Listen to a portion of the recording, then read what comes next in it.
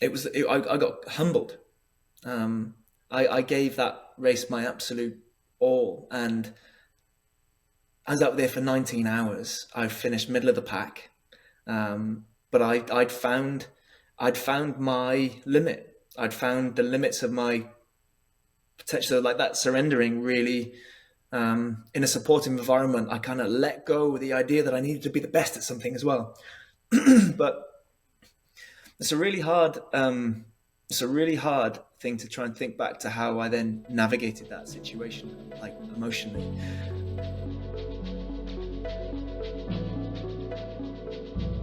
What's up, everybody? Welcome back to ALLSMITH, where we explore the mindset and stories of those pushing the boundaries of human potential.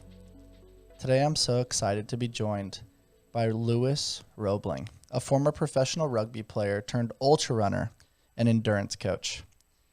Lewis embodies the spirit of being naive enough to start, but stubborn enough to finish, transitioning from the rugby pitch to conquering grueling ultramarathons around the globe. We'll dive into his bold leaps into the unknown, the relentless determination, and his passion for growth, which have shaped his incredible journey. Without further ado, Lewis, welcome to the show, man. Bryce, thank you very much. What an introduction. Like, you've really set me up there, haven't you? Yeah, man. Pressure's on now. And that's the first part of our conversation today. And there's something that has floated around my headspace for a while, and there's the challenge of expectation, but then there's also the concept that pressure is a privilege. It means that you've done something worthwhile enough for people to actually care and for people to listen to and want to tune in. And when I say those words, pressure is a privilege, what kind of comes to mind? Because you have an incredible story that we're going to unpack today. And something about that really aligns with your headspace and some of the stories that I've heard about you. Yeah, pressure is privilege. Actually, the first time I heard that, I suppose one of my mentors is a man called Jeff Smith. And He's got a great last name. Yeah, he's had an incredible life. Was an ex-professional ice hockey player based in the UK, played for Great Britain, and then had a really a tough time where he lost his best friend in his 40s, and it made him rethink how he lived and whatnot. And he went on to climb Everest and run Marathon des Sables, and then founded a charity called Big Moose. And Moose was the mate who he lost his big defensive player who looked after him because Jeff was the goalie. And I digress a little bit there, but Jeff's been a mentor of mine, and one of his favorite sayings is pressure is privilege. So what does it mean to me? I think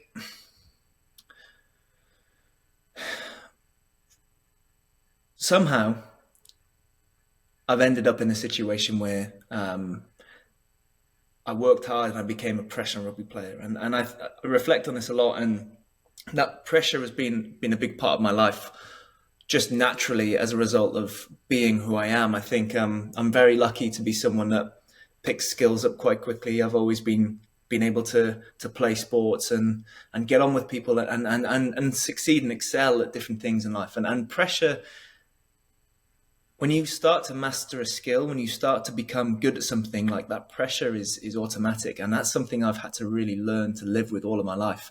And it's a double-edged sword, because pressure is a privilege, but at the same time, that pressure creates an environment where failure is very possible. And so maybe where it's a privilege and where it means it's an opportunity for us to really dial in on like that skill and being able to manage that environment, which pressure is. Because there's pressure everywhere in life. Ultimately, the better we are at managing pressure, the more we'll succeed in whatever we do. And I know I've gone around in a bit of a merry-go-round there with what that means, but I think pressure being privilege, it's almost a ticket. It's almost like using pressure as privilege. It's an incentive to be the best we can be. I think that's maybe one of the ways I can reframe it. And that pressure is a privilege, even though the risks are great. The risk of failure are great. Like, without that pressure, like, the risk reward is much higher. And actually, I've been able to live a really amazing life because of and experience things I've experienced because I've had that pressure constant throughout, and it's that ultimately led me to become who I am now. So like pressure is privilege, yeah, it's huge. It underpins a lot of who I am, I think. Mm-hmm. And it positions you in the middle of what am I running from and what am I running towards. And I think there's something beautiful to that where it doesn't always feel good. But if you can come to terms with the fact that pressure is an opportunity, and that famous Robert Ory quote, pressure can make a diamond, but pressure can also bust a pipe. And I think it forces you to regulate your physiology a little bit in the pursuit of the task. And I think you've had numerous tasks within your life. But when I kind of explain it in that kind of reframing context, which I love that you use that word because it shows what an astute mindset coach you are, that like, hey, there can be all these different beautiful paintings on the wall and we might see different things, but being able to reframe them to our advantage is kind of the subtle difference maker between a professional athlete and a non-professional athlete. The way, I mean, I was a professional athlete for 10 years, but the way I viewed that career was quite negative for a long time. I missed out on, I knew I had the potential to be one of the best players in the game, yet for whatever reason, I never made it that way. And I've done the work, I've been to therapy eventually. And actually pressure in those environments, I didn't get it right when I was a kid. Like they were high pressure environments. I was a goal kicker. So, and I missed a lot of kicks to win games. And I think as a youngster, I probably failed at managing that pressure in the best way I could.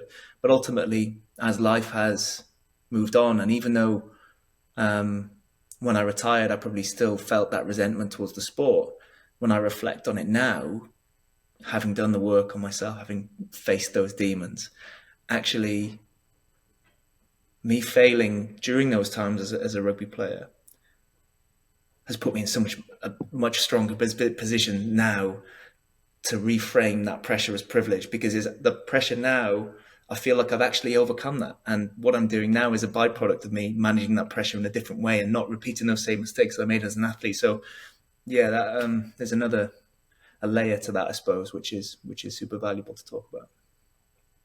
For sure. I also think there's some context that we should explore and unpack a little bit, and that is just this concept of do the work, right? That's thrown around a little bit, and the term therapy is thrown around, healing is thrown around, meditation, talk therapy, psychedelics, mental health, all kinds of things that are seemingly like sort of floating around in our headspace a little bit. We understand their existence, but it's almost like grief. It's kind of like misunderstood in the world. It's like, okay, well, I did the work. All right, well, what does that mean? Does that mean you're doing cold plunges? Does that mean you're journaling? Does that mean you're connecting with a therapist? It could be all of those things, and it can also be none of those things. And so when you think about your specific experience in doing the work, as you navigated some of the difficult moments within your life, how would you define that phrase, do the work? What were the sequential actions that you took? It's being brave enough to put a mirror up time and time and time again, because ultimately I think I said something in a post when a few years ago. I didn't really know what mental health meant until I was probably 28 when I'd retired from professional sport, and it got to a point where I had no idea who I was. My identity was attached so greatly to being a rugby player, and now that I'd gone and I had this negative image of who I was as a result of that, it was like, well, who the hell am I? And that's where I started to struggle. And actually, it was during that time where maybe I started to do the work subconsciously. But I think that's a really important thing to consider as well, is that I started running in lockdown because there was nothing else to do, and I needed that physical outlet, as you can imagine. I think it's funny you mentioned CrossFit at the start. I think had I retired and the world didn't shut down, I'd have gone straight into CrossFit because I loved it. I loved it. But here we are. Running. It's close to rugby. Yeah. It scratches that itch a little bit. It does. But here we are running, and running became a tool, a subconscious tool for me to start to turn the volume down in my mind. And that was part of doing the work. and part of doing the work. It wasn't the full answer. There wasn't the full picture. Doing the work is it's a much wider, broader perspective of things that encapsulates that saying. And I think again, subconsciously, I was starting to do the work, but it didn't really. I didn't start doing the real work consciously until I needed to, and that was after I did my first ultramarathon. I really had a low, and I actually opened Pandora's box, and I was brave enough to open up and face myself and start to do therapy for the first time. And obviously, can I pause you right there for a quick second? Go for it. Something that comes to mind is, action kind of unlocks things for us, and like there's a moment in life where, especially if you're a high-level athlete, you're like, self-reliance is everything. If I just keep stepping on the gas pedal, just keep pushing that sled, keep putting my head through the wall. Hard work is everything. It's going to pay off. And if it doesn't pay off in athletics, it's going to pay off in finances or with relationships. It's like you have this intrinsic optimism of like, just keep working and we're going to figure it out. And that works until it doesn't work anymore. And then you evolve, or you cross that bridge from self-identifying as an athlete to, in your brain, maybe it's a recreational human. Maybe it's a weekend warrior. Maybe it's hey, I'm just a guy, right? Like you can create whatever title you want. In my opinion, you're still a professional athlete. You're just doing something different with those tools now. And I think like society doesn't accept it that way. There's this self-reflection of like, you go to Christmas parties, because you and I started talking offline around like festiveness. You go to Christmas parties and everybody be like, Lewis, how's rugby? Like, I saw you on the highlights, or I saw you in the local newspaper, or this, that, and the other. And it becomes this internal validation that people love and respect you for what you do. And then there's the other part of that, which is like, that's what I did. And now there are transferable skills into this next arena of life. But it feels less important in the beginning because you're so used to a certain volume, like you said. And then that unlocks all these fucking tabs in your mind that just become information overload, paralysis by analysis, management of emotions, ego deconstruction. And then eventually you get to a place where you're like, I'm not trying to prove anymore. I know what I did. I know who I was. And now I want to use all of those amazing tools to then service the world in a different capacity. Does that summarize it? And do you align with some of those words? You basically described the first 2 years of me running. Yeah. It started with action. It needed to start with action. And it was the action that unlocked then the awareness. But had I continued with just running and running and running and never addressing the reasons why I felt the way I felt, I'd never have changed. Every time, I remember at the time, I was running an e-commerce business selling coconut balls, of all things. I was that guy that in 2019, when I was still playing rugby, I was that guy that went to Bali, a stereotypical rugby player, and came back a spiritual vegan. Even better. Yeah, well, let me guess, a vegan. I was one of them. Yeah, I still am. Oh, even perfect. You fit the mold perfectly. I fit that mold. Yeah, it's great. I am the walking stereotype. But I remember at the time I was managing an e-commerce brand, which was there's so much of it that I loved. Made so many mistakes, but it reinforced the failure because it wasn't working. I wasn't making money, even though it was satisfying my needs in other ways. It wasn't satisfying that financial need for security, and then rugby failure, business failure, run away, and the running became that tool to run away to. And I remember finishing my first ultra. I had at this point I'd probably done a half marathon. I did do the Goggins 4:48 earlier in the year, which was fantastic. I loved that challenge. But ultimately, the big one was this 125 kilometer race in the Peak District. It wasn't flat. It was about 4,000 meters of elevation over 2 days, 125 kilometers. And I remember having the most incredible experience. I mean, I had no right to be on that start line, let alone finish it. And you mentioned at the start, naive enough to start, stubborn enough to finish. That was the first time that I really put that into practice. And it was blind will. I needed that's the language that I was working. I needed that because I needed to prove to myself that I wasn't a failure. It was deeper than that. And I wanted to be seen. It was the child version of me that had kind of moved through life, never really expressed himself, and then had this opportunity in an ultramarathon, something so simple, something that no one expected me to do. It was a mixture of internal validation, external validation, how I saw myself, but how the world saw me. I wanted to be special for me and to everyone else to see me. And I remember having this incredible 2-day experience. I mean, I think I said the words, I learned more about myself in 2 days than I had done in 10 years, like as a professional athlete. It was just profound. And it was all over. I crossed the finish line. I cried my eyes out, like this well of emotion that had like released as well. It was just like, where has this come from? Like all of these emotions that was suppressed as an athlete, maybe because you just can't be yourself as an athlete, again, to be seen and to be shut down in that environment. And that all came out, and it was transformative. Yet I had that experience, but I got back to my desk and nothing had changed. I was still the same bloke. I was still trying to sell coconut balls. Like, I'd run a race. And that was the confrontation. That was the moment where I realized that's not going to be enough. You can't keep running away from this no matter how hard you try. And that prompted then the real challenge, which was asking for help.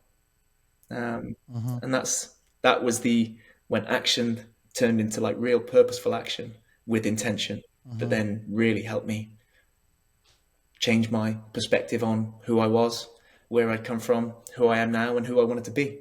And that process, doing the work, this is where we're coming back to. God, I finally brought it back to a point. That's great. I'm getting better. But doing the work is that constant cycle. It's constantly reviewing who you were, understanding who you are now, and choosing who you want to be moving forward. And that continues all the time throughout life. Like every 10 years, every 2 years, every experience you have, that person who you are, it evolves with experiences. So doing the work for me it encapsulates that. That's so cool, man. I love the way you articulated that, because something that we talk about a lot with ALLSMITH is perspective architecture. And sometimes you don't know what you don't know until you enroll yourself into an actionable human experience. And then through the experience, it then unlocks the next level of the game, which is asking better questions. It's not really deriving answers. And sometimes we think it's about the outcome. And I'm sure people were like, hey, Lewis, what was your time? How'd you feel? What was your training like? Everybody wanted the measurables, right? The things that they could compare and contrast to themselves.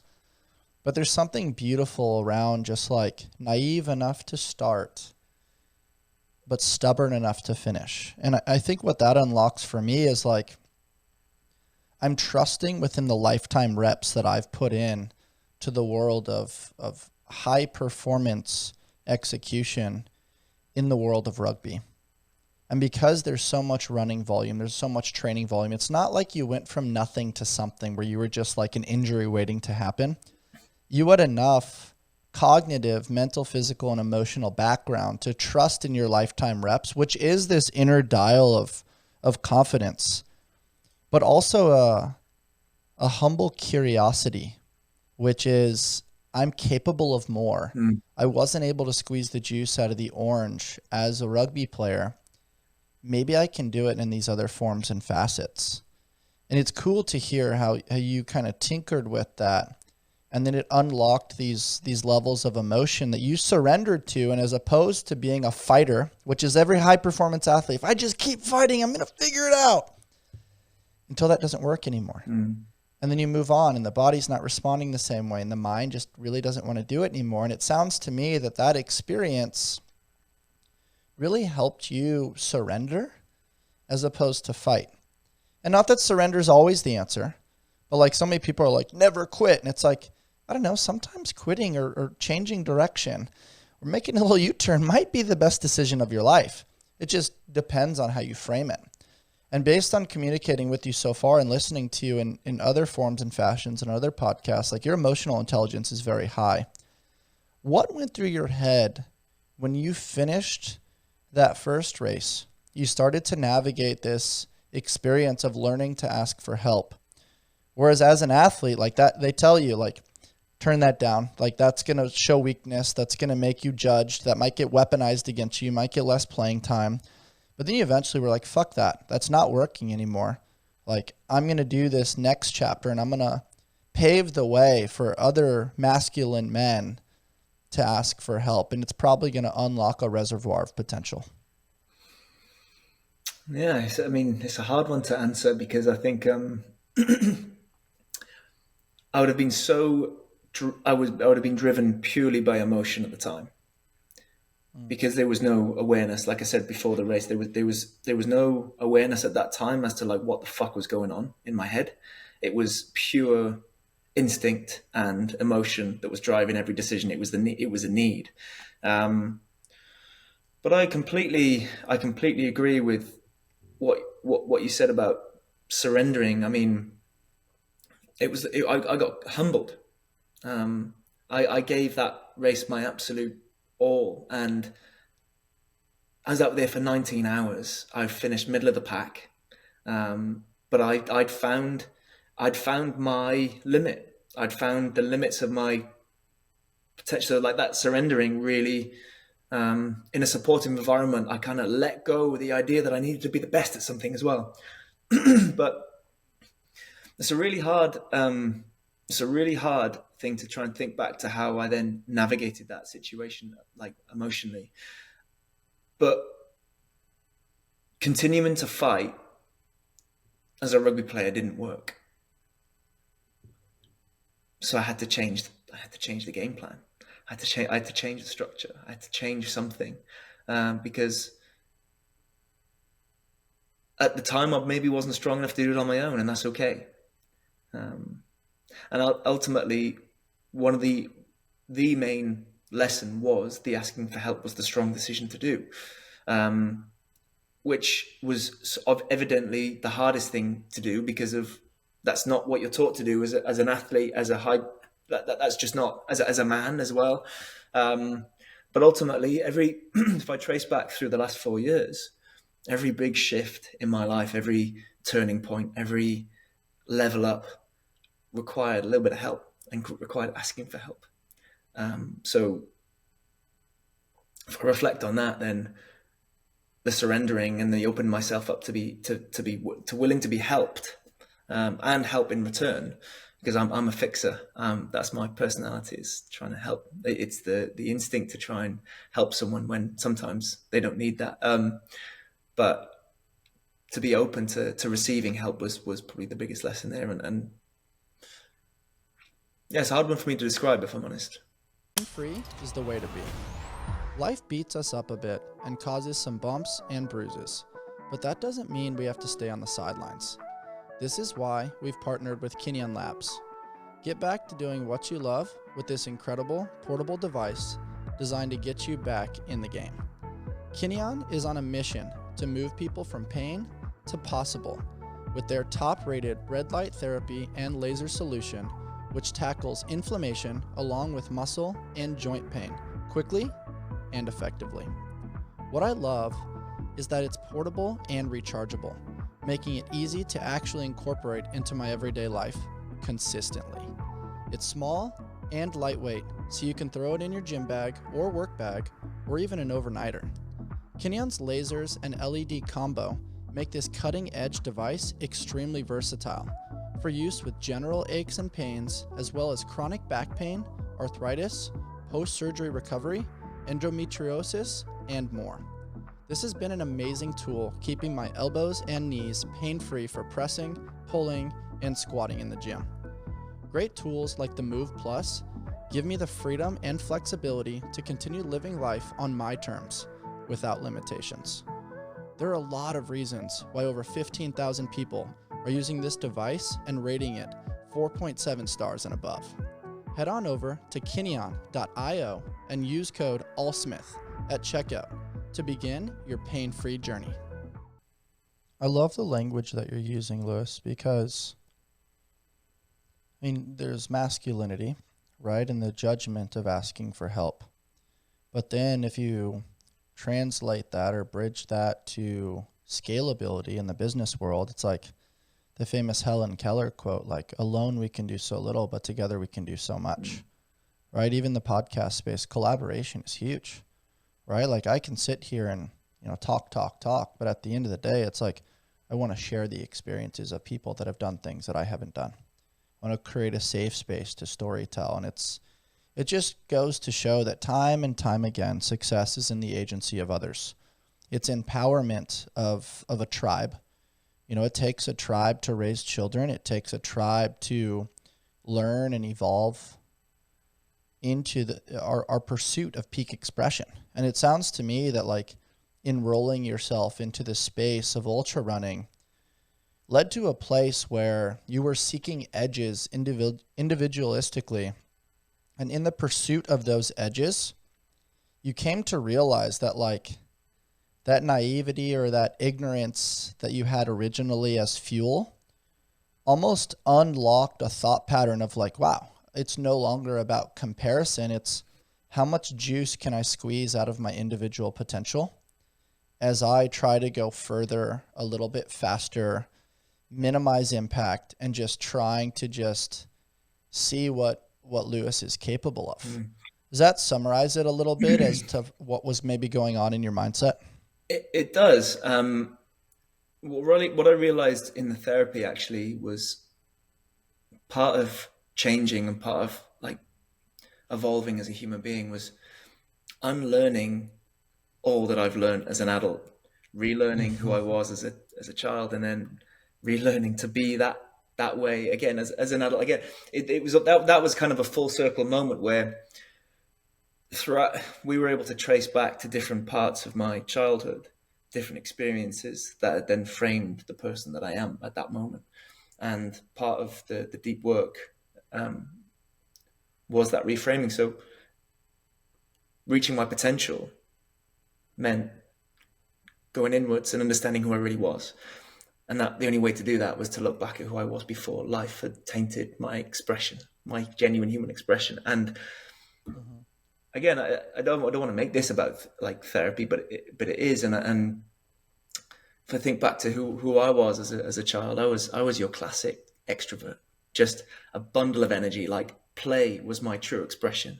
But as a result of that, I was boisterous. I was a big kid. And I started to be excluded and be punished for actually being playful. And that continued throughout like my young childhood. And I can kind of pattern match throughout my life a lot of the time with this. And this awareness has only come through the therapy. But and I think back and like there are key moments and key parts of my childhood where by expressing my true self, being playful, I was excluded. So what did I do? I shrunk myself to meet that environment. It created a fear that if I was to express my true self, I'd be excluded. And my value of being included in that community, in that friendship group, was greater than me serving myself and serving my true expression. And that is for me the pattern that I've looked throughout my entire life, all the way through my rugby career, even now. And these voices are still there. Like me talking to you about this on a podcast, it's anything that is anything that might be deemed in like self-inflating, that voice revs up to the high limit. And luckily now that because I'm aware of it, I can turn it down. But without that awareness that I developed through therapy, I wouldn't turn that down, and I'd still be in the shell of myself. I still wouldn't be expressing and I've got a long way to go, like we all have. And this will continue throughout our entire lives. And each experience that we have it's part of us, but it's learning to manage those parts of us in a way that best serves who we want to be. And that's where we have control. That's how we choose the life we want to live. So yeah, I think true potential for me, like was and discovering that true potential required going backwards and going in. And I've said this already. And ultimately only then can you start to really understand what you're really capable of. Then you can apply yourself in a way that you're not getting in your own way. Or if you are, then you develop the tools to be able to turn those voices down to create more space to grow. And that cycle just continues. This right here, man, is why I fucking love podcasting. This is so cool. Just to hear, like, I mean, everybody always talks about, like, it doesn't make sense looking forward. When you're in it, man, and you can't see the light at the end of the tunnel, it's just, cool, this too shall pass. But it's like, man, it's painful to put one foot in front of the other. It's painful when you feel like your natural bliss is this extroverted, playful nature that's just, it's not being received. And then as a byproduct, you're getting, at least from your lenses, isolated and maybe removed from the tribal connection in nature. When you're trying to do good, your internal dialogue and your inner intention is a plus sign. It's positive. But what you're receiving in return is this backtracking, nobody understands me, I'm the black sheep, this feels like I'm being punished for being organically who I am. Now it leads to people pleasing. You're wanting to be liked all the time. You become this nice guy in the pursuit of just craving love. And then as a byproduct, it doesn't just affect your ability as an athlete, but it affects business, it affects relationships, it affects family. Because there's this inner nozzle of noise that's kind of like, who am I? I thought I knew who I was. It was received for a while and it like created this upward trajectory. But how I got here is not how I get there. And so it creates this disconnect and exploration that you're willing to do. You went and unpacked your inner child. You sat with, who am I and why am I this way? And how can I either tinker with this, explore this, better understand it, or create awareness to then move forward so that I'm not stagnant and I'm not stuck in just the matrix of this loophole. But you're able to take personal experience and past historical reference to then move on to the next chapter of life.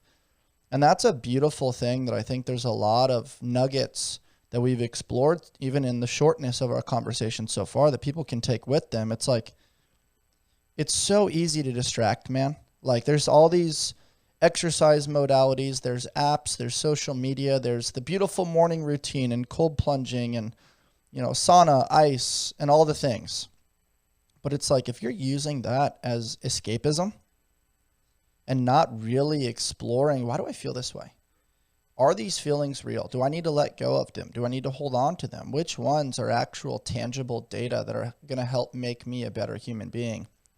These are fair questions that I think are worth being explored. And it's cool that you had the willingness to do that, especially like for people that don't know, rugby is a badass sport. It's not like, you know, you're out there doing, you know, badminton, and no disrespect to those guys, but it's just, there's a little bit more of a physicality and a masculinity and like a strength component and a comparative component.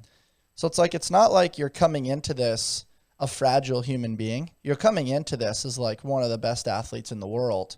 And then you recognize there's this little voice that's kind of tinkering with your headspace, and just the bravery and courage to explore that. How did you ultimately get to that? Like, what was the willingness to be like, you know what? I want to explore what this is. And what was it with your connection with David Goggins and reading his book that ultimately unlocked some of that curiosity? That book was very much a catalyst to... Can't Hurt Me. Yeah, Can't Hurt Me. Yeah. I think reading his story, again, it was a long time ago, and reading where he came from, the battles and the struggles that he went through, but then ultimately the choice, the agency, that the control he took over his own circumstance to change, to be better, to lean into suffering, but positive suffering, like voluntary suffering, in a way to grow. I think that story really inspired me. And the world had shut down, and it was almost the perfect opportunity to go and use that as a tool to explore. Well, I always loved training as well. I think I loved the training as part of a rugby player more than I did the game. I was always the first and last in the gym, extras all the time, getting told off by the S&C coaches for doing more and more and more, because I just loved it. But then I think that was also driven by a multitude of different factors that we won't get into right now. But no, the story of David Goggins and how he turned his life around, that is ultimately where I saw myself in that story in my own way. And talk about true inspiration. That was true inspiration for me. And I'd read at that point, I was really I was obviously subconsciously looking for a way out. I was looking for a way out of rugby for years before I actually retired. Because I also retired on my own terms as well. I chose to leave in lockdown. Even though even now I'm 33, I'm probably physically still able to be playing at the top level if I really wanted to. But it was a choice. So I think I drew a lot of inspiration from that story. And now I could start applying that myself, and it became really simple. Like the more you put in, especially from a running perspective, the more structure you applied. I applied a lot of the knowledge I had as a rugby player in terms of my recovery, my strength training, the progressively overloading training, and ultimately things started to change. My headspace started to change. I started to gain confidence. I started to set goals, more aspirational goals, and then the 4448 challenge. Actually, I mentioned Jeff Smith at the start. He did that in the January, and he was the one that encouraged me to read the book and to do that challenge. And in that weekend, when I did the 4448, I decided to do it for charity as well, because at the time, my partner Steph, her granddad was suffering with Alzheimer's, and she was meant to run the London Marathon for him. And sadly, he passed before the marathon, but the marathon was also delayed because of lockdown. So I thought, well, actually, I'm living with her and her parents. Like, they're going to be struggling, and that part within me that wanted to give and to help, that was an innate part of who I was as a kid as well. It was like, well, but what if I can do something about it? And marrying the inspiration from Can't Hurt Me, having a physical goal to attach myself to that I could achieve in that time, giving me a purpose, but also a purpose beyond myself that was bigger than me, because then when I attached the charity to it, it wasn't about me. So the charity, it almost melted that layer of like self-consciousness about being about me, and like self-inflating me, and it gave me this freedom and the space to be able to like really apply myself and be the best I could, knowing that I was doing it for something bigger. And that was a really, I don't think I realized at the time how that ticked a lot of boxes from like who I really was deep down, because I ended up, I think the charity gave me 12 different stories to use. There's 12 runs. So on social media, I posted a story for every for every person that was suffered, and ran in honor of them for every 4 miles. And I was meticulous. Do any of those stories stand out to you? Is there any that like you hold on to with a tight grasp that maybe help intrinsically motivate you now? I think each one of the stories did. They were all super, super emotional. I hadn't kept ties with the charity, because I mean, as much as like it was really important, it was for Steph and her family. So I knew I was doing it for something bigger. But touch wood, I'm very lucky that none of my family have ever suffered with dementia or Alzheimer's.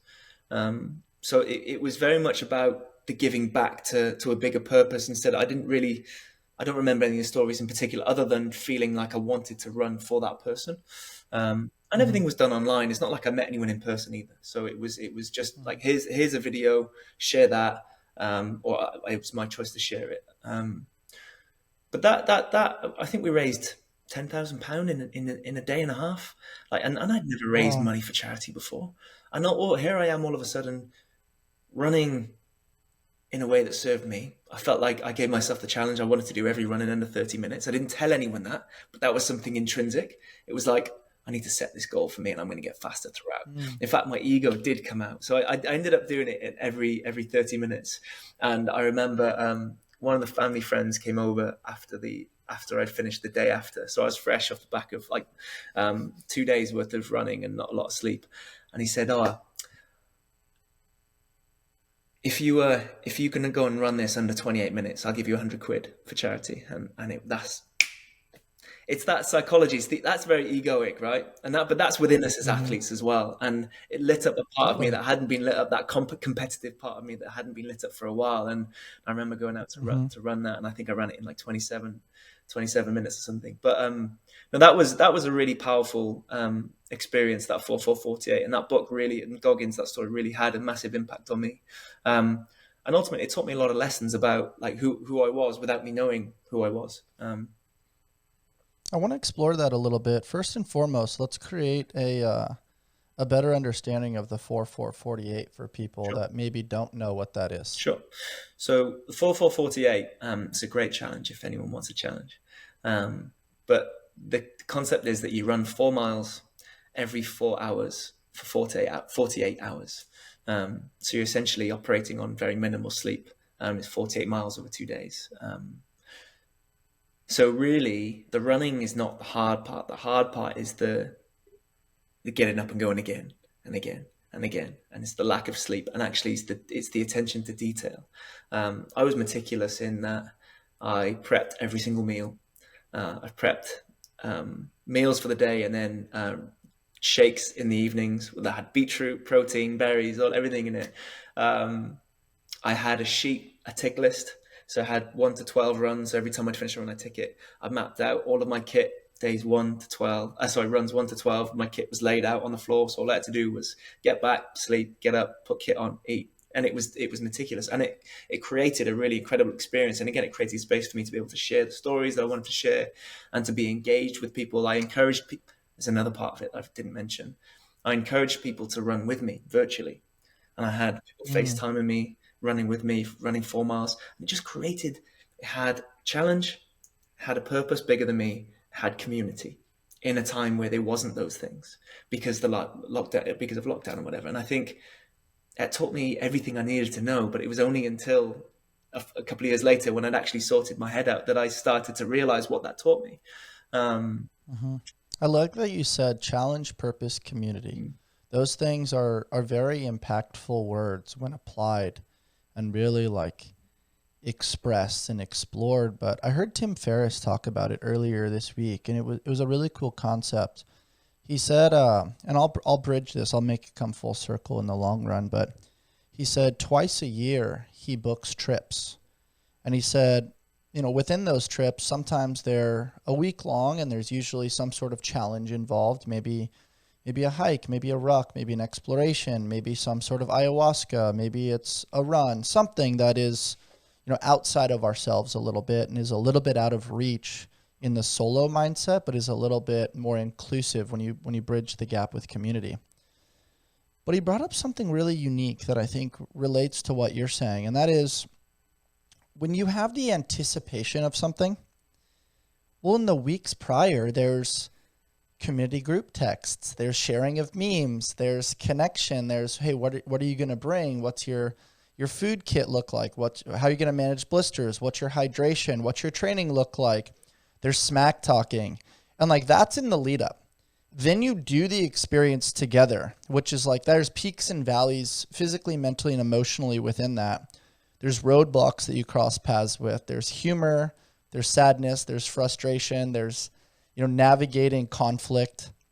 And then in the post of these things, it's like you're sharing pictures, you're sharing experiences, you're writing social media posts, you have phone calls.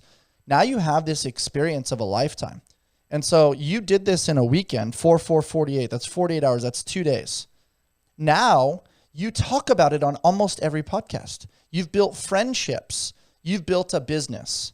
You've built all kinds of things from technically 2 days worth of work.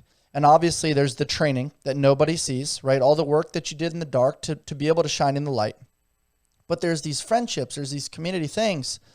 And so what I'm alluding to is just there's a passionate like hint to all of us of like, let's sign up for a couple fucking things a year. Let's share in that experience with our friends. And all of a sudden we unlock this element of the human experience that maybe makes the mindset side of things a little easier, maybe motivates and inspires the world to be a better place and be more connective and tribal. What are your thoughts when I share some of this stuff? I think I'd be careful to be a bit woo-woo with stuff like this. Hey. But I think we evolved through hardship. I think it took hardship for us to become who we are now. And like in a world where comfort is so easy, we need to choose our version of hard. Like we need to otherwise we become stale. There's a reason. Again, I need to be careful how I speak. My dad's a very on the fence guy. He's very politically correct, and that's rubbed off on me. But so I need to be careful. But like, yeah, I think nowadays we live in a world where comfort is so easy, and it's so easy to just do nothing. And I think choosing it's why running has become so popular, because it's such an accessible way to go and do a hard thing and feel those emotions, feel the endorphins, and feel like you're growing and you're moving forward. Like I said, when we evolved, we had to discover new places. Like we had to go and seek new ground. Like we had to survive by, like, there'd be days where we were starving for days on end. Like hardship was part of who we are and how we've evolved. So I think ultramarathon is almost like the perfect metaphor for something like that. You're traveling from A to B. There's a purpose. There's a goal. You're doing it with other people around you. Like you're moving over terrain. You're not looking at your watch at pace, because like you're not going to look at, like, you might see a 22-minute K, and if you cared about your pace during hiking up a hill, like you've got something wrong in an ultra. So like, but you go through these hardships together. You're in nature. You're in these beautiful landscapes. There's that feeling of awe and wonder. You have a greater respect for where you are, for what your body can do, because you've put yourself in that environment. It's not easy. It's hard, yet you may be the happiest you've ever been. And it reminds you what's really important in life. And like, we don't need material shit. We don't need, like, it's great that we have it, but the fact that we can go out and do these things and have very little, eat dehydrated foods and all these things, and be the happiest we've ever been, you come back to life and you look around, you're like, oh, man, I'm so grateful for my morning porridge. Like, I'm so grateful I get to speak to you across the world. Like, how insane is this that we're having a conversation, you're the other side of the world? So like, I think choosing these versions of hard that like humble you, that help you learn about yourself, that put you in uncomfortable situations, that when you come back to life's comforts, you have a much greater appreciation for it. And I have no idea how I've just gone onto that, but there's something in this choosing your hard for that reason, and it's our choice and how we view that, right? Some people will never see things that way, and it'll be the world against them.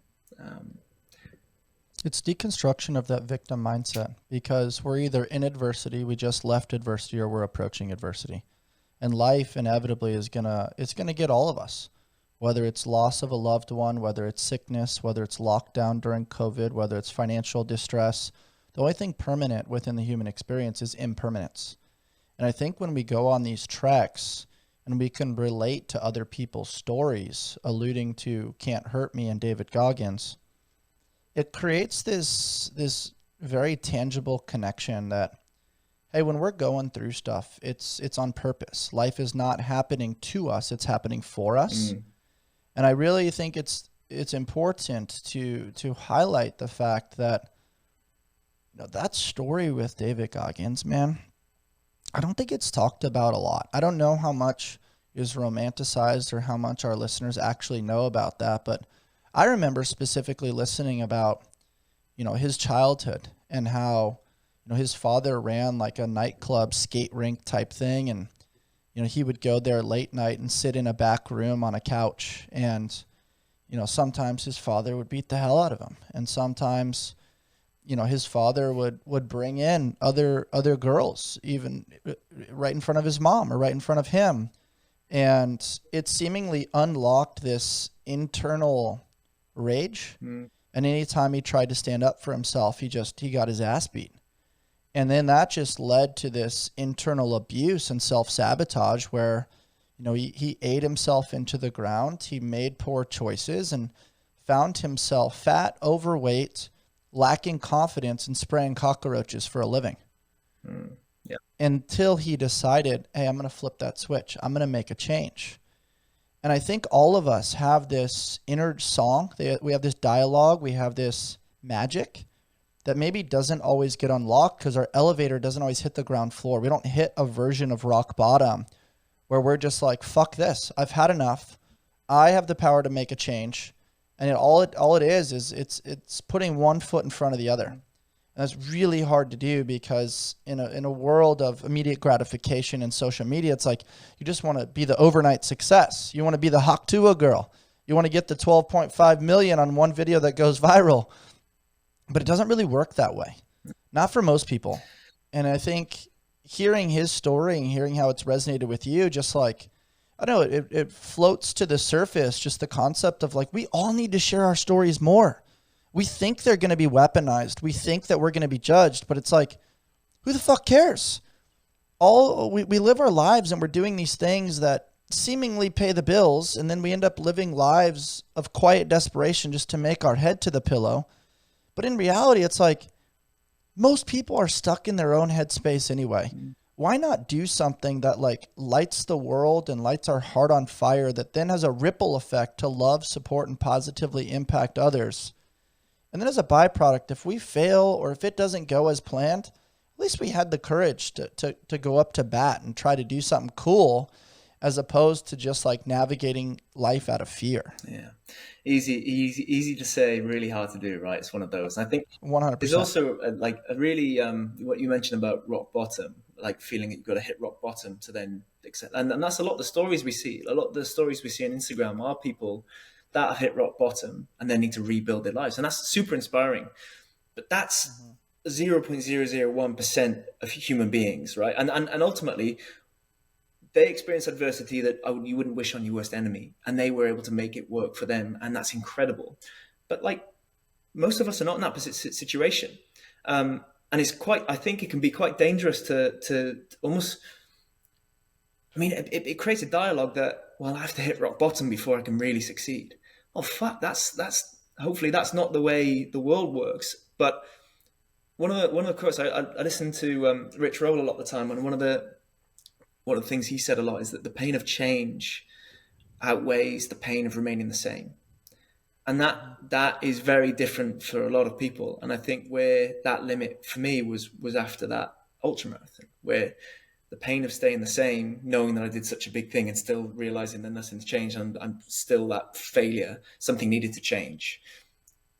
But ultimately, how do we bottle that and give that to people and inspire people to change, even when the pain is not great, so that people can change their lives without experiencing the rock bottom? And like hardship, you choose, like, this is the point of choose your hard as well. Like, this is why I love the idea of endurance sport, like being that tool for us to use, because we have agency over how hard and how much we bury ourselves in these events. Like, I did my first 100 miler this year at UTMB, and it was a level of hard that I never thought I'd get to, and it humbled me in ways I've never been humbled before. And what I learned about myself during that time, man, I went to that little child, and I was there for 35 hours on my own, no music, in the mountains, just really suffering. And the fact that I made it through that to me was my version of like choosing to be better. But like, I think my point about hitting rock bottom, that's what I wanted to get across, is that the message shouldn't be that we have to hit rock bottom before we change. It's how do we change now? How do we inspire people to change without people needing to go to so low that they struggle so much, what's outside of their control? How can they choose to change and choose different vehicles to help themselves and to help the people around them? I like the way you said that, because it's this idea of I'll change when, or I'll be happy when, or I'll be ready, and when I'm ready, that's when I'll start. I'm just not ready to start. We're never fucking ready, man. Like the biggest and most courageous thing to do is just rip the Band-Aid off, be courageous, and devise a plan. Ask for help. Take that first step. And what you end up realizing, to echo Alex Hormozi, or maybe it's his wife, Layla Hormozi, we have these ideas or these concepts for a business or an ultra or something that feels like a BHAG, a big, hairy, audacious goal. And we feel like, oh, like we have to do all this education and this planning and this prep work. And then we never actually do the thing. And then when we finally develop the courage to do the thing, we realize that fear is like a mile wide, but an inch deep. And you take that first step and you're like, whoa, I thought I was going to sink to the bottom. I thought this was going to be way harder. And then it's reframing the internal dialogue and the language that you use to, or from rather, I'm trying to do the thing, to I'm doing the thing. And I'm going to keep doing the thing. And rather than thinking about the outcome of 100 miles, I'm thinking I'm going to make it to the next hydration station. I'm going to make it to the next meal. I'm going to make it to the end of these 4 miles. And it's like you set these little roadblocks for yourself to get a high five, a hug. And before you know it, you look back. And in the case of 4:48, it's like, all right, 1's done, 2's done, 3's done. And then you have that lull in the middle where you're like, man, I've come so far, but I have so far left to go. And that's the messy middle. That's the internal dialogue of like, you know what? Can this get worse? You have this little childlike curiosity of like, could get better. What's on the other side? I've never gone there before. Let's see what's over there. Let's go explore the darkness of our mind and realize, oh, it's not that dark. I'm learning, and I'm going to have stories to tell for a lifetime based on this experience, which is then going to unlock friendships, connection, and just, like I said before, reservoirs of potential that now you're tapping into. And for me, like, it's just so cool to hear it from the horse's mouth. Like, I've just been watching your stuff for a while, and I'm like, your story is fucking dope. Oh, thanks, man. I appreciate that. The other thing about you can almost prepare yourself for those moments as well. Like, you know these times are coming, and initially the first time you don't know it's coming, so that hits you like a wave. But it's almost like you said about curiosity, but it's also like, oh, I've been expecting you. Like I'm ready. Like, I know you're coming. So bring it on. Like, there's that competitive, like, apply that competitive streak within you to yourself when you need to. Have you connected with David Goggins? Have you reached out to him? Have you shared him the impact of his book or maybe some of his stories? And, who's going to pick up the boats? Stay hard. He's got some cool things, being uncommon amongst the uncommon. Yeah. Have you reached out to him or connected at any of the events? No, I haven't. I mean, he's on a level up here. I'd obviously love to meet him one day and tell him and say thank you, really. But no, I haven't. That's cool. We'll have to get him on the podcast, and then I'll let him know all about you. We'll have some fun. That'd be really cool. Because I think he's in San Diego pretty often, which is cool. That is cool.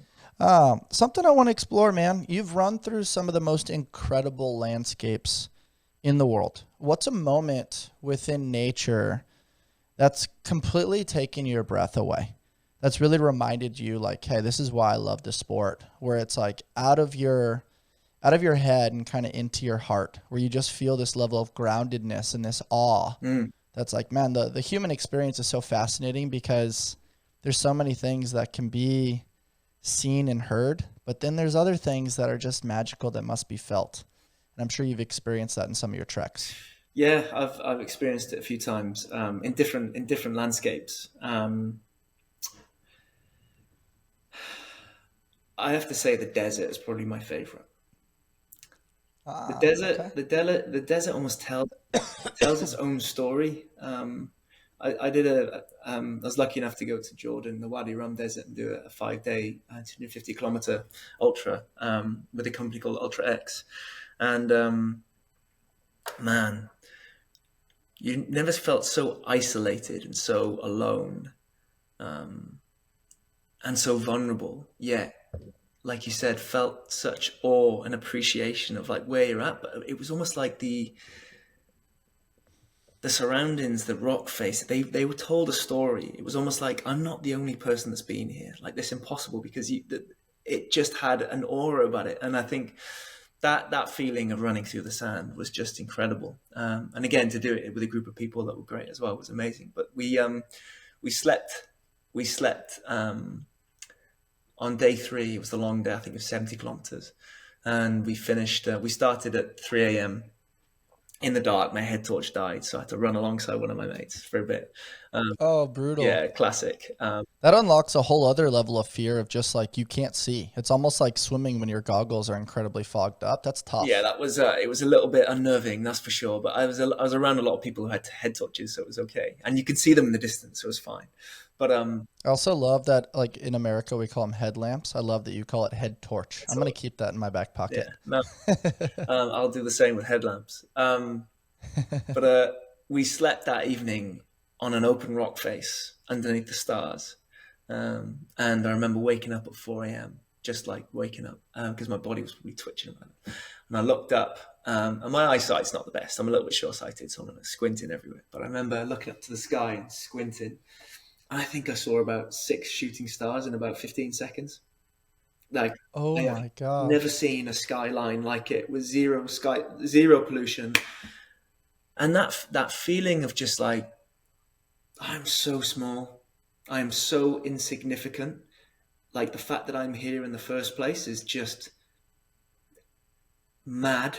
Like, that feeling, like, it can also send you the other way. And when you start thinking about the universe and about the big picture stuff, and like, it can freak you out. But Hmm. when you bring it back to where you were, and just that gratitude and appreciation of not only where you were, but what your body could do and who the people were around you, and just that, it's so humbling in the best way. So yeah, the desert was pretty cool. But then also, like, I've had some amazing experiences in the mountains as well, which gives you the same feeling. It's nature. It's because nature is so, it's impossible to get your head around. It's impossible to explain, and to, what's the word I'm looking for? Um, you can't. There's no way to describe it other than to just appreciate it, and like seeing the It's mountain. what I said before. You have to feel it. There's something to the human experience that can't be seen or heard, but must be felt. Yeah. Right? Like if you even right now virtually, there is a moment where my energy ends and your energy begins. And we're playing this game and you can see it in water, right? When there's waves crashing on a rock, you can see the ripple effect and you can kind of be like, "Oh, there is like a frequency that kind of diffuses based on energy or emotion." And then you looking up and seeing this miraculous experience of no light pollution, seeing these shooting stars. Don't tell us your wishes because I want them to come Mm. true. But like, I don't know, it does make you have this wonder of like, why are we here? Why did I have the pleasure and the timing of being able to see that in that exact moment? Was it the fact that, when you do hard things and you put in the work, it unlocks levels of luck that maybe weren't there before? Is it, there is a higher power? Is it a religious ideation in a relationship with God? Is it, there's extraterrestrial aliens out there and we're trying to figure out what those are, where they are? Like maybe Elon can help us figure that out.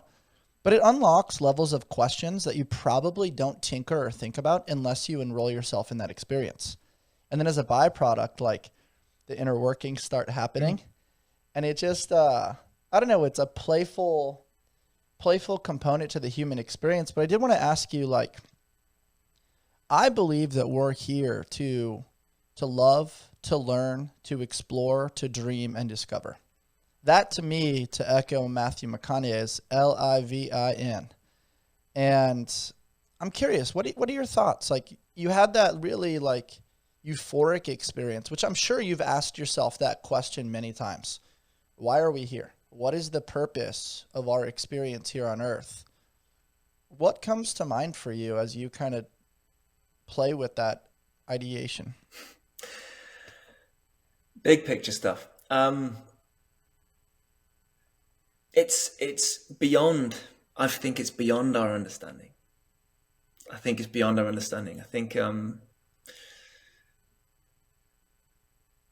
whenever I think of that, it brings me back to myself, and it brings me back to how I want to live my life, how I want to have my mark on this world, and who I want to be, what do I want my circle, how do I want to influence the world and the people that I love around me, and that comes back to what I choose to do, who I choose to be. So it's more an internal journey rather than anything else. And for me, I have a life, an old ultra running coach. A guy called Luke Tyberski. He's a great coach. He'd be great for the podcast as well. He can talk forever. But Mm-hmm. he inspired me, and he asked me to think about a life philosophy.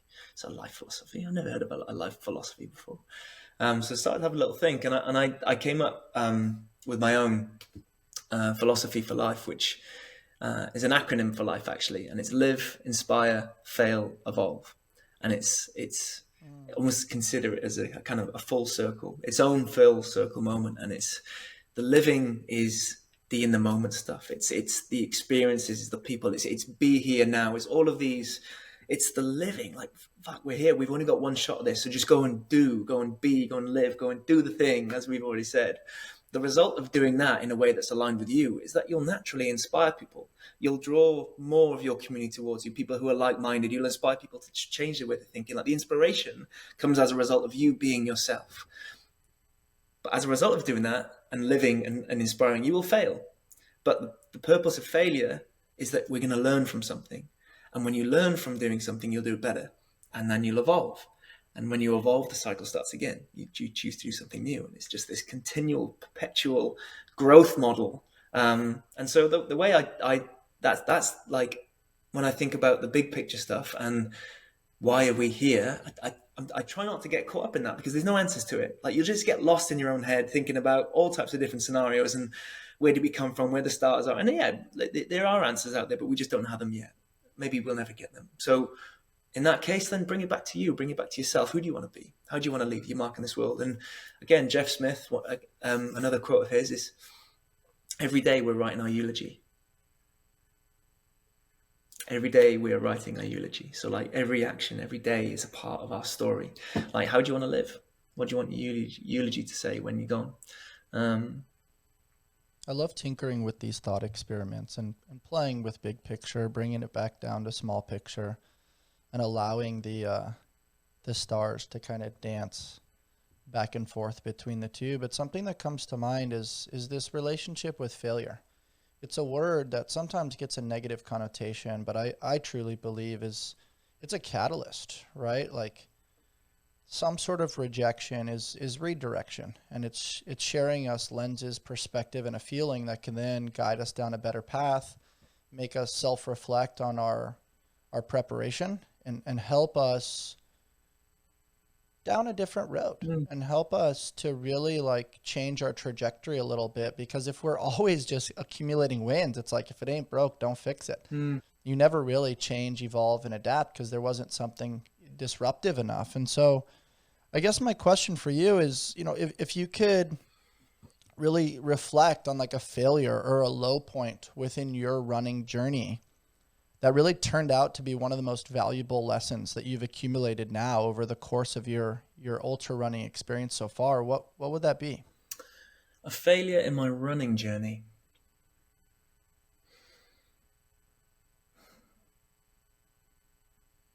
Like, was there a moment where you accumulated blisters that didn't change your socks enough, or your food preparation wasn't there, or you overdid it in some capacity with your mileage, or underdid it in some way, shape, or form? I've been very lucky that in my racing experience, but I'm not afraid. The thing is, I've never not finished a race, and I'm not afraid to say that. Because you're stubborn enough to finish. Because I'm stubborn enough. But I think I've developed the skill. I'm able to reframe failure. We have control over what that means to us. So if we have, yes, we can set big goals, but we also have the expectation that things change. As you said, change is one of the things that's constant in life. Like our relationship with change and with failure. Like, I think where I've succeeded is my ability to manage what failure means to me. But if I was to pull out a couple of different failures, and it would be getting carried away in the training process, and it's where my ego gets involved, and I get too excited. That playful side of it gets too revved up, I remember in 2022, I set out to raise £25,000 for a charity called Big Moose. They were the charity that were actually paid. They paid for my therapy, and I remember running Ultra X Sri Lanka, which is 250k in the jungle. It's about 40 degrees every day. It's 100% humidity. It was the closest I felt to dying. But the result of getting through that and finishing that was amazing. The result of finishing that was the adaptation that I felt maybe 2 weeks later, 3-4 weeks later, when my body recovered. I felt incredible. I just felt like the greatest runner and version of a runner I'd ever been. And so I got complacent. So complacency for me has been where I've failed, because that led me to, I think I remember going back to do a CrossFit session with a mate of mine who, when I was playing rugby, I used to be way stronger than. And in this particular session, he was doing some cleans, and he was obviously effortlessly throwing these cleans up, and I was struggling on that particular weight. And I tried to meet him and match him. And I think I did something to my knee, and it meant that then I didn't run for about 6 weeks. And in this prep time, I only had 12 weeks until the next 250k race, because it was 5 250s within a space of 8 months. So I risked my ability to complete this challenge, this bigger picture goal, because my ego got the best of me. So that's where failure to me comes in. It's anything that detracts from the big picture goal. You let yourself get carried away, that compromises what you really want to achieve. And what I really wanted to achieve that year was the £25,000. The only way I was going to do that was to finish all 5 of these races. And I let my ego get in the way and got complacent. So that's maybe an example of failure.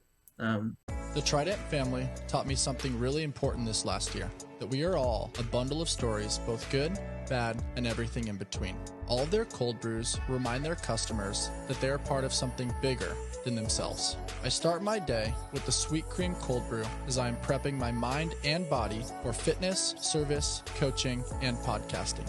With various locations in San Diego, they offer over 14 nitro cold brews and a variety of specialty drinks. You can find the perfect brew and pair it with one of their treats from the Keto Bakery. You can check them out over at tridentcoffee.com and use code ALLSMITH to take your coffee experience to the next level.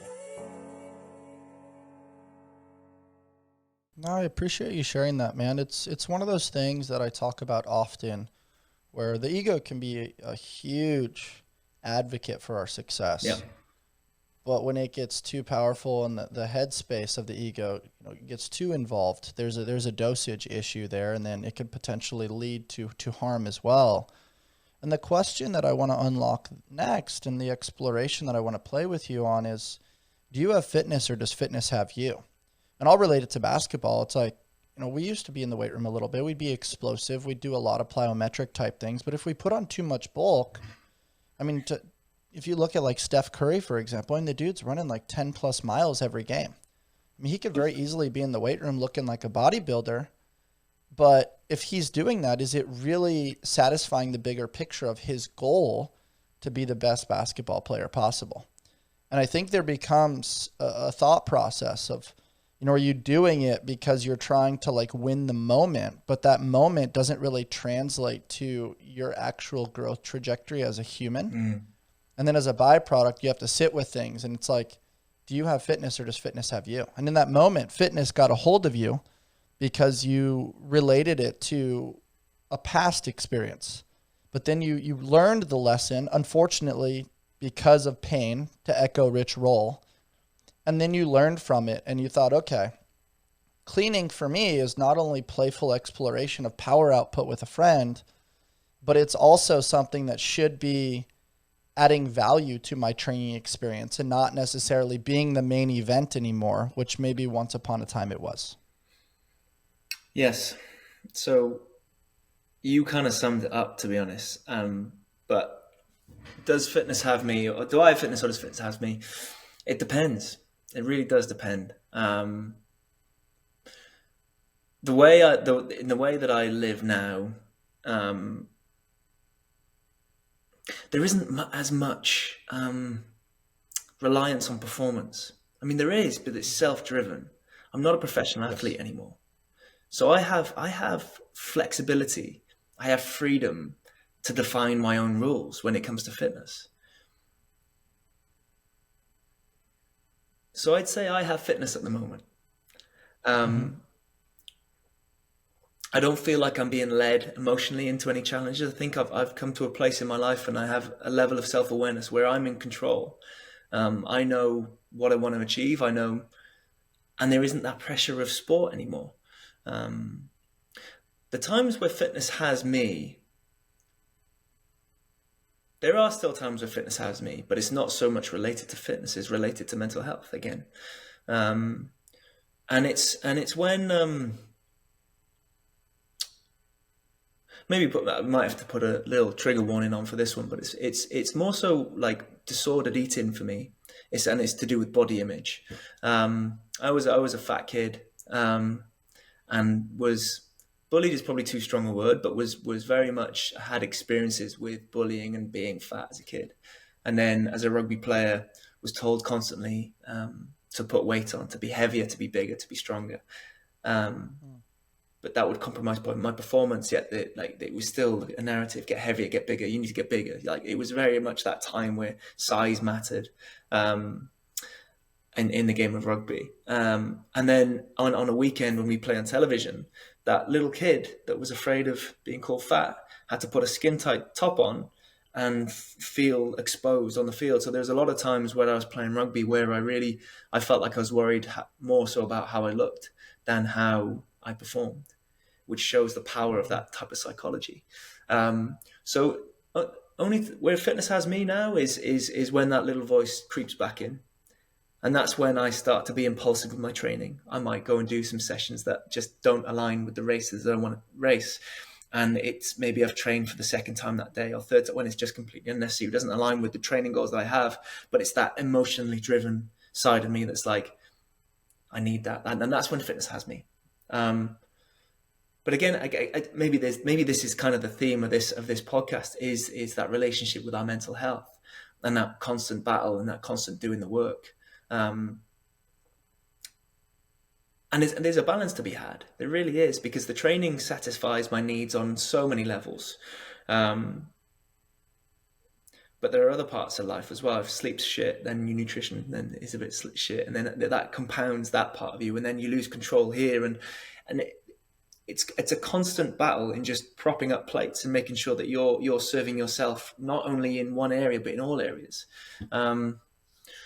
I hope that makes sense, but that's the only time I think where the tides are turned. I'm quite good with managing how I use fitness and how it serves me and how I get the most out of it. It's aligned. I'm very lucky that I'm in a position where fitness is such a passion and a love of mine. I have the opportunity to go and express myself from a physical capacity point of view in ultramarathons. If I want to go and try a triathlon, if I want to do a high rocks, if I want to do CrossFit, I have the control to go and do that. And I'm of a strength, of a size from my background in rugby that I can quite easily transition into different sports. But just keeping a hold of this is the most important part. I appreciate you sharing all of that, because what I'm hearing is if you stay ready, you don't have to get ready. You've developed this versatility where, your fitness allows you to do what you want when you want, which I think is a beautiful goal for fitness. If you want to snowboard, cool. If you want to go surf, you can. If you want to go play some, pick up basketball or play some, baseball or softball on the weekends, you can. You want to play dodgeball. It sounds to me that you've unlocked levels of freedom and capacity that are very cool. But going back to the eating challenges and the body image, I think that's something that it's talked about a lot on the female side of things. Right? Just because of revealing clothes and the nature of being within the realm of femininity. You look at like CrossFit women, you look at volleyball women, you look at surfing women. They're very much sexualized, which is both positive and negative. But I think sometimes it's overlooked that men go through that too. And, they're criticized for being too big, too small, not enough abs, whatever the label is. How have you been able to kind of overcome that? And, as we translate this conversation to your coaching realm, how do you give advice to some of your students or your clients around how to manage some of those intrinsic challenges with body image? It's a really difficult one to answer, because I'd say I'm not a therapist. So I in terms of being able to offer advice on these type of things, I think that's where if my clients were to present with that type of language and that type of struggle, then I'd be the first to say, well, look, this isn't my area that I can really help you with. You should be speaking to a therapist about this, because it's important. In my experience, I think I'm still learning. I think we continue to still learn. I think when my focus is on an event, and when I can shift my focus on to, because I was one of those guys as well. I used to track everything as a rugby player. I used my Fitness Pal religiously for 6 years. Every calorie, every gram of whatever, to the point where now I'm probably, again, I need to be careful how I speak, but I probably have a skill that I can eyeball a plate of food and kind of know what's in it. So my ability to eat according to what my body's needs are is really quite accurate. And so it's a skill, and maybe that's the lesson. Maybe that's how I've overcome it. Is that what was once something that I really struggled with forced me to learn, and it forced me to. The tools were in the education, the tools were in the knowledge, the tools were in how to manage it, and over time, there's no, like we've already said, there's no quick fixes. Over time, the more I've learned, the more I've been able to manage my physiology, manage my fitness, manage my performance. I've shifted the focus to performing, and because of that, I've got that knowledge now to know how to consume energy to best serve that performance. It takes less. It turns the voice down a little bit on the worry about how you look, because there's a new focus. That doesn't mean that voice ever goes. I think that's always going to be part of me. Like every experience, it never leaves us. It's always only part of us. But we just get better at managing those voices. And there will be times where they raise, there'll be times they come down. And then the more tools that we develop over time means the better we're able to manage those voices. But education and I want to paint knowledge. a picture real quick that I think relates to what you're saying, and that is, I'm thinking of like challenger grief as like this ball. Let's say it's the size of a fist and it's within a glass jar. And I think early on, that level of like lack of confidence, the inability to manage stress, the challenges with fitness having you as opposed to you having fitness, the challenges with body composition, feeling like you're not good enough, you need to integrate like, a second, third, fourth session, constantly butt heads with the strength and conditioning coaches and fight them around the concept of more is better. And just junk miles and just like time and time again of like management of stubbornness and the pursuit of like, hey, if I just do more, I'm going to be more. That to me is like this fist inside of a jar. And I don't know that the fist ever really gets smaller, but the jar gets bigger. Yeah, I like that. Because as you add more tools, it creates more space around this concept that maybe it's always going to be a struggle. Maybe the grief will always be there. But you create space around it. And that space allows for more perspective. It allows for room to add or subtract things as you manage the psychology and then create better metaphorical analogies, not just for your own personal learning experience, but then you become the case study to create a translation to share now with your clients in the coaching space. What do you think about that analogy? Just like these things they're going to be there. They're not just going to be white outed or like, cut off and let go. And we can always practice the art of meditation and seeing feelings here and there and holding on and letting go and playing that game. But then there's also just some of those things that just like stubbornly are like the bamboo roots. You can't really fucking get rid of them that easily, but you can create more space and you can focus on what's in your control as opposed to what's out of your control. Yeah, and it's in that space, and the more tools that you learn, the more you're going to grow as a human being as well. There's the opportunity, like we come back to opportunity. That thing might be there, but that thing might be the reason that you actually become a better human. So that is a reframing that you can use in that, like that pain. What's the saying? Became I can't think of it. Pain becomes the biggest catalyst that changes the rest of your life. There you go. Yeah. Right. And language matters. I mean, I've heard this time and time again, like the number one thing holding most of us back is the story that we tell ourselves. So like we've talked about time and time again on this conversation is just the power of reframing, the power of creating space, the power of taking action, the power of asking for help. And then as a byproduct, you develop discipline around your discipline. So that way your discipline doesn't own you, but you realize it's all this artistic dosage of how to paint the picture of a beautiful life and write the narrative for our eulogy, as you mentioned, man. Yeah, nailed it. I really enjoyed this conversation. As we wrap things up, man, I want to hear about your coaching. What is the title of your business and what does that experience kind of look like for the consumer? Cool. So I run a business called Why We Run. In fact, it was a total accident. It was the byproduct of an event being cancelled in 2022. 2022, I very briefly mentioned, was the 5 ultramarathons to raise money for charity. And the 5th event of the year was meant to be a 250-kilometer race in Mexico in November, which was 3 weeks after Jordan in the desert. So it was already a huge challenge. And 8 weeks before Mexico, we got the email, Mexico is cancelled. And as a man of my word, I set out to run 250Ks, not 4, and had a choice: either rest our laurels on the 4, or we choose to put something on. And I could have gone and again, I feel that emotion coming up now about like I'm self-inflating, but I'm just this is we we had a choice, and it was either we rest on our laurels, or we create something for ourselves. We create opportunity from the chaos, and had help, not only from the charity, but from some other friends that wanted to run with me. I asked Instagram for help, and I wanted to invite 20 people to come and join me to run somewhere, to finish this year and to help raise money for this charity as well. And we ended up finding a campsite in the middle of the UK. I'll just say the UK because it's an American podcast. But it was November, winter, wet, horrible, miserable, about 4 degrees. We had to camp. 17 runners came. I had 2 medics, 2 physios, a few volunteers. The founders of the charity joined for the whole week, for the whole 6 days. We set up 2 loops. One was 15K, one was 18K. We repeat it 3 times a day. Day 1, 3, and 5 was one loop. Day 2 and 4 was the other loop. And what emerged from that experience was nothing short of magical.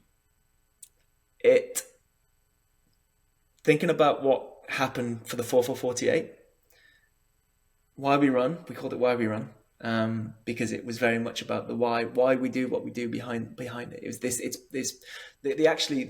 slogan that I thought about for what this event actually meant is purpose beyond yourself, power and human connection, pursuits past physical and mental limits, together as one. Why we run. And that kind of encapsulates what that experience meant. And we had 17 runners join, and there was no race, there was no podiums, there was no competition. The only competition was you versus you. It was about you finding your potential. And 250K, you're going to go and find out what you're really made of over 250K. Oh, yeah. So you've got to text me that slogan, man. I need that. That's so good. Yeah. Made the hair on the back of my neck stand up for a quick second. Yeah, man. It encapsulates what it means to be human. It really does. And like I said, everything that I learned on these 250 so far was there during this experience, but there was so much more because people weren't competing against each other. Like what happened is that people rose together. People would support each other. They'd choose.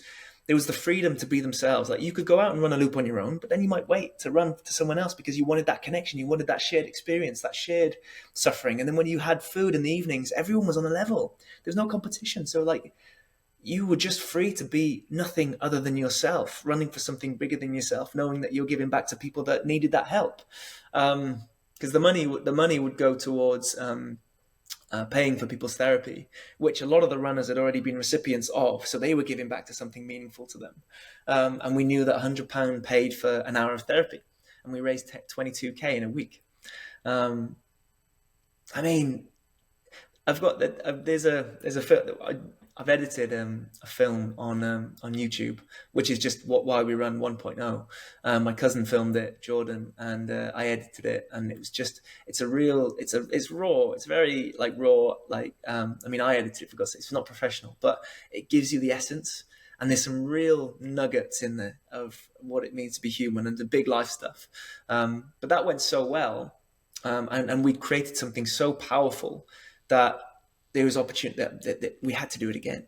And so we came together, spoke to the charity. One of the runners that didn't finish the run chose to stay for the entire week, ended up becoming like kind of our race director. And it was almost like the perfect role for him, love him. And I asked him to be race director for the next year. So he's now our race director. In 2023, we did it again in a different location on the Welsh coastal path. So talk about places of awe and wonder. Like there was enough road in it that people hated the road. But then when they got to the trail, it was like, oh, look at where I am. Like they so had that same feeling. But this time people knew what was coming, and we raised 36 grand that year for Big Moose. And we've just done it for the third time with a new cohort of about 45 runners. And they've just raised £80,000. So it's just... And every year you think, is it really going to be the same? Is it going to hit the same way? And every year it surprises us. Like that recipe, whatever Why We Run is, people come away from it. I mean, we all did. I was selfish. I ran it for the first 2 years instead of like actually run it. But this year was the first time I didn't actually run the 250. And it just, people come away with like life-changing experiences. Like their view of the world changes. And I know why, but I don't know why at the same time. It's just so powerful. But yeah, I think you can tell that's part of the business. So that's the event that we have, which was born by accident, which it really I is. love seeing like the passion like radiate off of you and the big smile when you share about why we run. And it's so cool, man. And what comes to mind is, if we can determine the why, you can endure anyhow. And even though that's cliche, it really is true. Yeah. And what does the day-to-day look like for the business? How do you kind of keep it afloat with regards to the services oriented and the information that you're giving out to the world? Yeah, sure. So we're a very new company and we're still working this out at the moment. Ultimately, we know we have a product in an event that works really, really well. But that's not going to serve the team. Like we don't like. I'm a coach, so most of my earnings come from being a coach. So we have a coaching arm to the business where I think we've got. I know. We've got 5 coaches, all of whom have their own athletes within the business. So that's one part of the business. So if anyone's interested in running any kind of ultramarathons, any triathlons, any endurance events, then we have people that can support them. Works well as well. So if we do have, say, 50 runners sign up for the 250, then they have access to coaches if they need them. And ultimately, I'm still figuring out who and why we run can look like. I mean, we have the values, we have who we are as our essence. What we choose to do is up to us, and that's where the heart is. This almost the freedom that we have in what we get to create. We know who we are, like purpose beyond yourself, powering human connection. That can be applied to so many different hard things. It doesn't have to be limited to running, but ultimately, it's about people. That's the main lesson that we've had throughout the whole entire experience, is that no matter what, it's about creating space for people to connect, to experience things together. And it's the love that people have for one another and develop in a week. Like people arrive as strangers and leave as family. That's the essence of what this is all about. And it's how the hell do we recreate that in pockets without having people have to run a 250K? Arrive as strangers and leave as family. That hits home, man. That kind of encompasses so much of our connection today. I feel like we're like brothers now based on sharing and some of these experiences and hearing so many beautiful elements of your story. I really appreciate you sharing today, Lewis. It's been really cool. Yeah, thank you, bro. So I really appreciate it as well. These moments are to be invited onto podcasts. It's beautiful, and I really appreciate it. You don't often think growing up that you're gonna be in these type of situations and having conversations with such incredible people like yourself. So thank you. I love it, man. As we wrap things up, what advice would you give to both men and women and everybody in between around the concept of therapy? Sometimes it gets this stigma, it gets this label of like, oh, something has to be wrong before we embark on talk therapy, energy healing, some sort of connection with somebody that can help us look in the mirror, that can help us kind of deconstruct some of our limiting beliefs and thought patterns and reframe things, as we talked about a lot today. What advice would you give to people around the concept of therapy and sharing of your experience so far as to how much it's positively impacted you and your tribe? Well, I can only speak from my own experience, and it was the hardest thing that I've done. It exceeded any ultra because you have to face the biggest problem, and that's yourself. The advice I'd give is to be brave and to be courageous enough to open Pandora's box, to understand who you were. Like I said in the podcast, to understand who you were, to know who you are now. Because without knowing who you are now, how do you expect to move forward in a way that's really aligned with who you are? How do you expect to make the most out of your life without knowing that person right now? But it's going to require courage, and it's not going to be easy. But trust that good things will come from it. With that understanding and new awareness of yourself, I mean, that's only when my life started to change and I was able to make choices that were aligned with who I wanted to be. That's when opportunities started to come. I wouldn't be a coach now. I I wouldn't be lucky enough to have a brand like Why We Run and create these experiences for people had I not reached out for help in the first place. It didn't happen overnight. It's happened over 4 years. And it's the willingness to keep going back, to be open-minded enough to try something new. It's being brave. It's being willing to be shot down. Like it's hard. There's no other way to explain it. But from my experience, it was probably the most impactful thing that has happened to me. And that's honestly, yeah. So that's what I would say. That's amazing. Nothing changes if nothing changes. And having the courage to do something outside of the normal scope and outside of the normal practices, I think is incredibly courageous and brave. Lewis Robling, ladies and gentlemen, that was an incredible conversation. Where can people find you, man? So I think the best place to find me is probably on Instagram, and it's just Lewis_Robling. And if you wanted to learn a little bit more about Why We Run, the website is just it's whywwerun.com, all one word. Very cool. Man, this conversation lit my heart on fire, and I hope it did the same for you. For those of you listening, if you enjoyed my conversation with Lewis today, please rate, review, subscribe, and share with your friends. And as always, stay on the hunt for who you've not yet become. Until next time, guys. Take care.